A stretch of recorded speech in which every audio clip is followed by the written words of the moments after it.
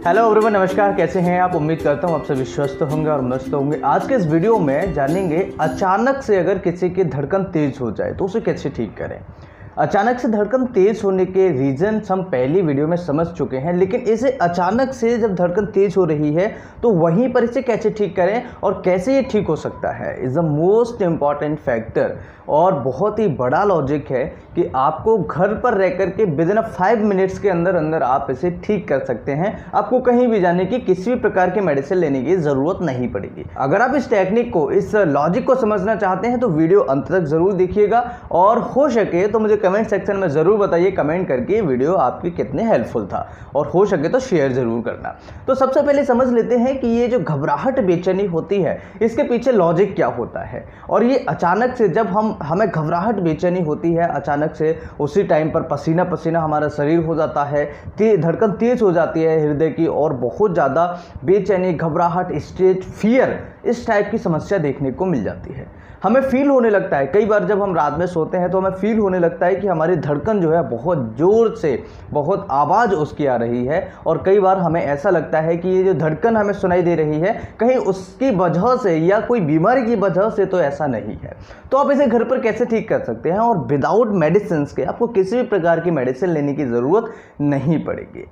तो धड़कन तेज होने के पीछे क्या लॉजिक है इसे समझना ज़रूरी है। हमारे ब्रेन के अंदर, हमारे पूरे शरीर के अंदर ऐसे समझिएगा कि 2 नर्वस सिस्टम होते हैं। एक छोटा सा एग्जांपल के तरीके से मैं आपको समझाने की कोशिश कर रहा हूँ। सिस्टम बहुत बड़ा है लेकिन जो मेन है वो मैं आपको समझाने की कोशिश करता हूँ। जो ऑटोनॉमिक नर्वस सिस्टम होता है उसमें 2 होते हैं, एक होता है सिंपैथेटिक, दूसरा होता है पैरासिम्पैथेटिक। अब ये जो सिंपैथेटिक नर्वस सिस्टम है ये क्या करता है, ये जब भी हमारे शरीर में बढ़ेगा, ये हमारे शरीर में इसकी जब भी क्रिया होगी, जब भी ये बहुत ज़्यादा हाइपर होगा तो ऐसी सिचुएशन में ये क्या करता है, हमारे शरीर के अंदर जो स्ट्रेस केमिकल्स हैं, जो ऐसे केमिकल्स हैं जो हमारे शरीर के लिए हानिकारक है, उन्हें रिलीज करवाता है।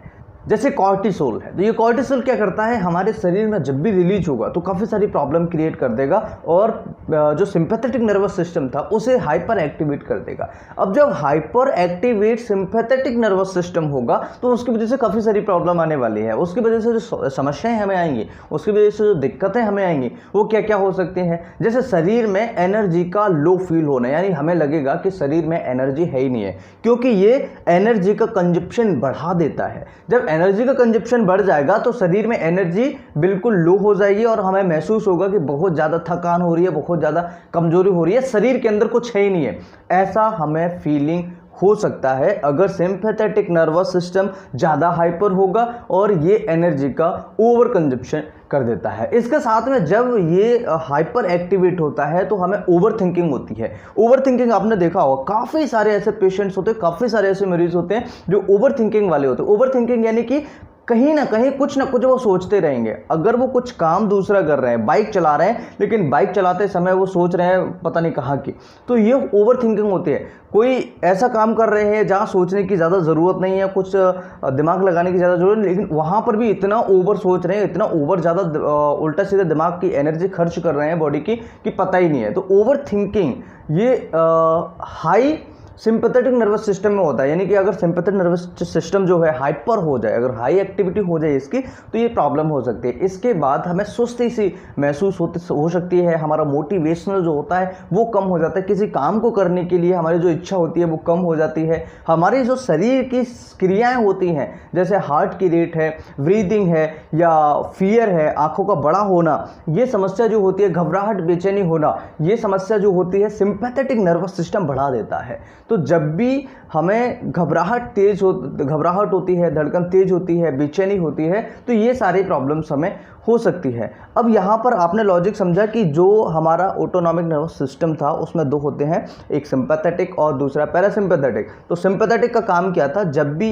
ये हाइपर एक्टिवेट होगा तो आपके दिल की धड़कन तेज हो सकती है, आपको घबराहट बेचैनी जो है हो सकती है, बढ़ सकती है। अब इसे नॉर्मल करने के लिए पैरासिम्पैथेटिक की ज़रूरत पड़ेगी। अब पैरासिम्पैथेटिक को कैसे हम कंट्रोल कर सकते हैं, यानी कि पैरासिम्पैथेटिक को कैसे बढ़ा सकते हैं, तो दोनों पहलू हैं। देखिए, जब तक सिंपैथेटिक नर्वस सिस्टम कम नहीं होगा तब तक जो हमारे कॉर्टिसोल है या जो स्ट्रेस हार्मोन्स है वो कम नहीं होंगे। और जब तक आपका पैरासिम्पैथेटिक सिस्टम एक्टिवेट नहीं होगा, बढ़ेगा नहीं, जब तक आपके जो अच्छे हार्मोन्स हैं, जो खुशी वाले हार्मोन्स हैं, वो नहीं बढ़ेंगे, जिससे कि आपकी ये क्रियाएं बैलेंस में आ सके। तो पैरासिम्पैथेटिक नर्वस सिस्टम क्या करता है, ये हमारी एनर्जी को लॉस होने से बचाता है, ये एनर्जी को रिस्टोर करता है। जब एनर्जी रिस्टोर होगी तो हमें क्या लगेगा, एनर्जेटिक फील होंगे, हमें लगेगा कि हमारे शरीर के अंदर बहुत सुपर एनर्जी है, बहुत ज़्यादा एनर्जी, बहुत अच्छी एनर्जी है, जिससे हमें आलस दूर होगा। हमारे जो काम करने के कोई काम है,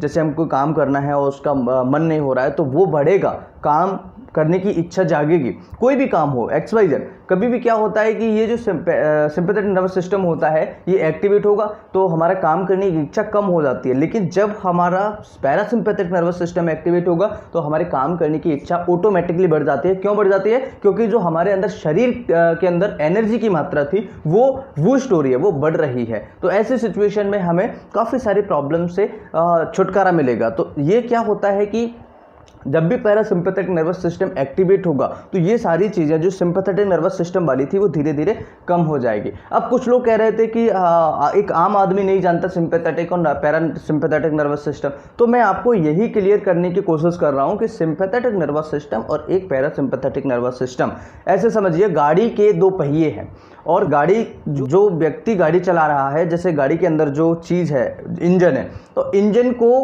क्या जो एक राउंड बन रहा है वो इंजन से बन रहा है और जाके पीछे टायर में लग रहा है, पिछले वाला जो टायर है वो आगे वाले टायर को चला रहा है। तो ऐसे ही क्या सिस्टम होता है, जब जितनी ज़्यादा हम एक्सीलेटर खींचेंगे तो पिछले वाला टायर उतना ही ज़्यादा भागेगा, उतना ही ज़्यादा दौड़ेगा, इंजन उतना ही ज़्यादा दौड़ेगा। इसी तरीके से जो जैसे हम ब्रेक लगाते जाएंगे तो पिछले वाला टायर वैसे ही धीरे धीरे धीरे धीरे रुकता चला जाएगा। तो ऐसे ही ये दो जो सिस्टम है, एक चलेगा एक कम होगा, एक बढ़ेगा एक कम होगा, या दूसरा बढ़ेगा तो ये पहले वाला कम होगा। ये एक सिस्टम होता है जो कि सिंपैथेटिक और पैरासिम्पैथेटिक नर्वस सिस्टम के जरिए होता है। आई होप कि ये सिंपैथेटिक और पैरासिम्पैथेटिक का जो आपको समझ में नहीं आ रहा था, जिसमें आपको कन्फ्यूजन हो रहा था, वो समझ में आ गया को। अब पैरासिम्पैथेटिक को कैसे बढ़ा सकते हैं, तो इसके लिए आपको करनी होगी डीप ब्रीदिंग। जब भी आपको लगता है मुझे घबराहट, बेचैनी हो रही है, या मुझे मेरी जो धड़कन है वो तेज हो रही है, या फिर आपको कोई और प्रॉब्लम हो रही है, तो ऐसे सिचुएशन में आपको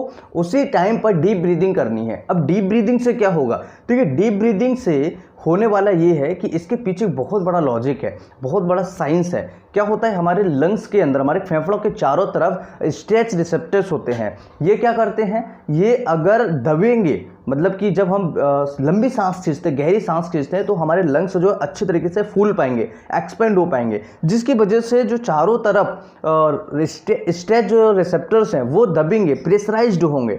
उनके प्रेशराइज्ड होने से सिंपैथेटिक नर्वस सिस्टम की एक्टिविटी कम होती है और पैरासिम्पैथेटिक नर्वस सिस्टम की एक्टिविटी ज़्यादा होती है। तो जो पैरासिम्पैथेटिक हमें बढ़ाना है, क्योंकि हमें स्ट्रेस हार्मोन्स कम करना है, कोर्टिसोल कम करना है, या अदर जो हमें धड़कन तेज हो रही थी, बढ़ रही थी, या बेचैनी घबराहट हो रही थी, उसे कम करना है, तो हमें पैरासिम्पैथेटिक को बढ़ाना बहुत ज़्यादा ज़रूरी है, उसको एक्टिवेट करना बहुत ज़्यादा ज़रूरी है। तो इसे कैसे एक्टिवेट करेंगे, डीप ब्रीदिंग कीजिएगा। डीप ब्रीदिंग जैसे जैसे हम करेंगे, और डीप ब्रीदिंग हमने की, उसकी वजह से जितने इम्पल्स दबेंगे, जितनी देर दबे रहेंगे, वो उतना ही पैरासिम्पैथेटिक की हाइपर एक्टिविटी धीरे धीरे बढ़ने लगेगी। अब इतना भी ज़्यादा नहीं बढ़ाना है कि प्रॉब्लम क्रिएट होने लगे।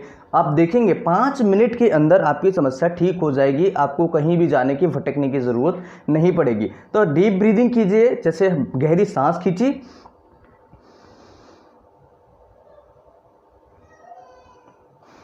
अब जिसे इस सांस को जितना आप रोक सकते हैं, जैसे कि किसी की कैपेसिटी 1 मिनट है, किसी की कैपेसिटी 2 मिनट है, किसी की कैपेसिटी केवल 40 सेकंड है, तो आप डीप ब्रीदिंग करके उसे रोक के रखिए और धीरे धीरे धीरे धीरे उसे छोड़िएगा, जिससे वो प्रेशराइज्ड होंगे स्ट्रेस रिसेप्टर्स, और रिसेप्टर्स जो है उनके प्रेशराइज्ड होने से आपका पैरासिम्पैथेटिक नर्वस सिस्टम बढ़ेगा, जिससे आप फुली एनर्जेटिक फील करेंगे। फ्री रेडिकल्स जो होते हैं वो बॉडी के अंदर कम होंगे, स्ट्रेस, एंजाइटी, फियर, जो घबराहट, सारी के सारी नॉर्मल हो जाएंगी, कम हो जाएंगे, और आप आसानी से घर पर ठीक हो सकते हैं। इसकी वजह से काफ़ी सारे बेनिफिट्स होते हैं। अगली वीडियो में हम जानेंगे नेचुरली डीप ब्रीदिंग के क्या क्या बेनिफिट्स होते हैं।